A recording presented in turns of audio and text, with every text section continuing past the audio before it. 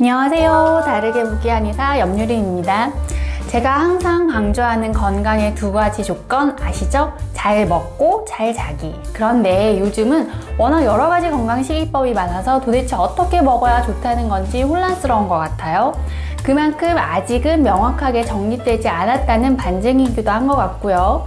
여기서 우리 인류가 어떻게 진화해 왔는지를 알게 되면 좀 큰 아웃라인이 보이는 것 같더라고요. 그래서 오늘은 제가 리처드 랭엄의 요리 본능이라는 책 내용을 바탕으로 이야기해 보려고 합니다. 리처드 랭엄은 옥스퍼드 대학교에서 동물학을 전공하고 캠브리지에서 동물학으로 박사학위를 받아서 그 유명한 제일구달 박사님의 학문적 적자로 평가받았어요. 또 하버드대학교 인류학과 교수로 재직 중에 하버드대학의 인간진화 생물학과를 새롭게 만든 분이기도 합니다. 이 책은 인류의 진화 과정을 설명하고 있는 책인데요.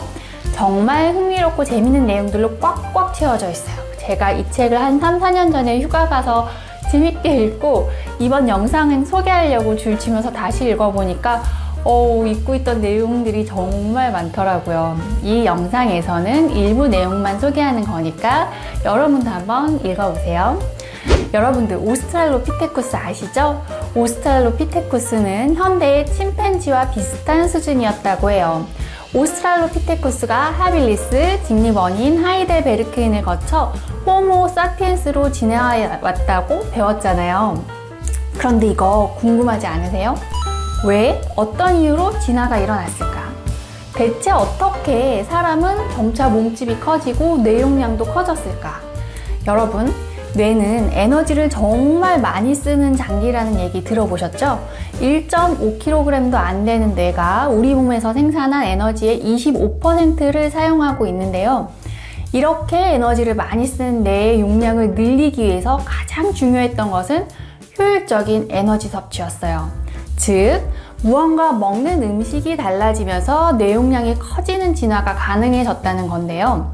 200만 년 전 뇌용량 450cc의 오스트랄로피테쿠스가 뇌용량 612cc의 하빌리스로 진화했던 추동력은 무엇이었을까요? 바로 육식이었어요. 즉, 야채, 과일만 먹던 침팬지가 고기를 먹기 시작하면서 하빌리스로 한 단계 업그레이드한 거죠. 한마디로 하빌리스는 조금 더 똑똑한 고기 먹는 침팬지라고 볼 수 있어요. 그러면 180년 전 뇌용량 612cc의 하빌리스가 뇌용량 870cc의 직립원인으로 진화했던 추동력은 또 무엇이었을까요? 리처드 랭엄이 가장 중요하게 설명하고 있는 화식이에요. 즉, 음식을 불에 익혀 먹기 시작하면서 음식으로부터 에너지를 흡수하는 효율이 증가하여 뇌용량을 더 키울 수 있었다고 하네요. 야채, 과일, 뿌리채소만 먹다가 고기를 먹게 되면서 좀 더 에너지가 많아졌고 어느 날인가부터 불에 고기를 구워 먹을 수 있게 되면서 더 에너지 흡수율이 좋아져서 좀 더 큰 뇌를 가질 수 있게 된 거죠. 그리고 이후로는 머리가 똑똑해지니까 단체로 사냥하는 기술이 생겨나면서 더 많은 고기를 먹을 수 있게 되고 불에 돌을 뜨겁게 달구어서 그 위에 고기를 나뭇잎에 싸서 얹어 놓으면 육즙이 빠지지 않고 겉을 태우지도 않고 속까지 익혀 먹을 수 있다는 것도 알게 되고 불이 꺼진 후에 뜨거운 숯에 뿌리 채소를 넣어 놓으면 알맞게 익힐 수 있다는 것도 알게 되는 등 음식의 다양한 조리법이 발달되면서 뇌용량 1200cc의 하이델베르크인으로 진화하고 뇌용량 1400cc의 호모 사피엔스까지 진화해 왔다고 해요. 그래서 이 책의 제목이 요리 본능인 거예요. 그런데 현대에 들어서 생식을 해야 건강할 수 있다는 설이 퍼지기 시작했습니다. 제 생각에 리처드 랭엄이 그거 아닌데 이 말을 구체적으로 하고 싶어서 이 책을 쓴 건가 싶더라고요. 그럼 대체 음식을 익혀 먹는 게 어떻길래 그런 어마어마한 진화적 변화를 가져왔을까요? 음식을 익히면 세균, 바이러스 등이 파괴되니까 음식이 더 안전해지고 자르고 으깨기 쉬운 부드러운 상태로 변합니다.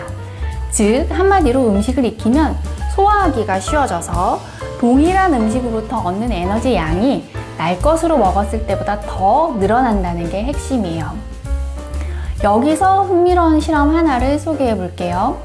2006년 고혈압 위험군에 속하는 자원자 9명이 12일 동안 유인원처럼 식사하면서 지낸 실험이 있었어요.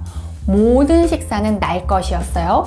후추, 멜론, 상추, 토마토, 당근, 브로콜리, 포도, 대추야자, 호두, 바나나, 복숭아 등의 과일, 야채, 견과류를 하루 5kg씩 배부르게 섭취했어요. 남성은 2300kcal, 여성은 2000kcal를 얻을 수 있도록 했는데 12일 후에 이 사람들은 콜레스테롤 수치가 4분의 1로 떨어지고 혈압도 정상으로 내려갔어요. 와, 생식 정말 좋은 것 같죠? 근데 체중이 4.4kg이 빠졌어요. 어라? 생식을 하면 몸이 야윈다? 또 다른 연구에서는 식단의 70에서 100%를 생식을 하는 사람들을 조사했더니 화식에서 생식으로 바꿨을 때 여성은 12kg, 남성은 9.9kg이 감소했고 순수 생식파는 만성 에너지 결핍 상태라고 추정됐어요. 그래서 결론은 이거였다고 합니다. 엄격한 생식을 하면 적절한 에너지 공급을 보장할 수 없다. 여기서 재밌는 것은 화식을 하는 채식주의자와 육식을 하는 사람 간의 체중 차이는 나타나지 않았다는 겁니다. 체중이 감소하는 것은 오로지 생식을 할 때뿐이라는 거죠. 순수 생식을 하면 거의 항상 배고픔을 느끼게 되고 여성은 생식을 많이 할수록 살이 빠지고 완전 생식을 하는 여성의 경우는 50%는 생리가 완전히 끊겼고 10%는 생리불순을 겪었어요. 또 재밌는 사례가 있어요. 1972년 영국인 선원과 그의 가족이 태평양에서 난파되어 38일 동안 구명정에서 지냈는데요. 갖고 있던 비상식량을 다 먹고 난파 7일째부터는 낚시로 잡은 음식만 먹어야 했어요. 거북고기, 거북알, 날생선, 상어의 간, 심장 이런 것들이요. 이들은 낚시를 통해 다 먹지 못할 정도로 많은 양식을 잡을 수 있었고 원기왕성하게 살아남았으며 처음 항해를 시작할 때보다 오히려 몸 상태도 좋아졌고 상처도 다 나았다고 해요. 다만 그렇게 하루 종일 먹었는데도 9살짜리 아들은 심하게 야위었고 가족 모두가 심하게 배가 고팠다고 합니다. 계속 먹는데도 계속 배가 고팠던 거죠. 리처드 랭엄은 충분한 양의 날 음식은 생존을 도와주었지만 동시에 굶어 죽을 것처럼 허기진 느낌도 함께 주었다고 쓰고 있어요. 보통 야생의 환경에서 날 것만 먹게 되면 급속한 아사 위험에 처하는 것이 일반적인데 이는 생식이 충분한 에너지를 제공하지 않기 때문이라고 해요. 동물들은 야생에서 날 음식을 먹으면서도 잘 살아가는 반면 우리 인류는 이미 커져버린 뇌의 에너지 소비량을 감당하기 위해 익힌 음식이 필요하기 때문입니다. 만약 어느 날 숲이나 무인도에서 살아남아야 하는 상황이 생긴다면 우선은 식량을 채집하고 그 다음으로는 불 피울 방법을 꼭 찾아야 할 것 같아요. 기억해 두세요. 익힌 음식이 소화 흡수율이 좋은 건 동물한테도 마찬가지라고 합니다. 가축한테 익힌 사료를 먹으면 더 빨리 크고 소는 우유 생산량이 많아지고 유지방 함량도 높아지며 심지어 곤충도 익힌 음식을 먹이면 더 잘 산다고 하네요. 우리가 키우는 애완동물이 쉽게 비만해지는 것도 개, 고양이 사료가 모두 익힌 것이기 때문이랍니다. 한의학에서는 생과일, 생야채 등은 생냉지물이다. 즉, 찬 음식이기 때문에 소화력이 약한 사람들은 먹으면 안 좋다는 내용이 있어요. 아침에 일어나서 생과일 주스, 샐러드 먹는 분들 계시죠? 소화력이 약한 분들이라면 이게 별로 좋지 않습니다. 아침에는 아무래도 소화력이 좀 약한 상태니까 따뜻하고 부드러운 음식이 좋아요. 그런데 리처드 랭엄은 화식의 중요성을 강조하느라 슬쩍 넘어간 내용이 눈에 들어와요.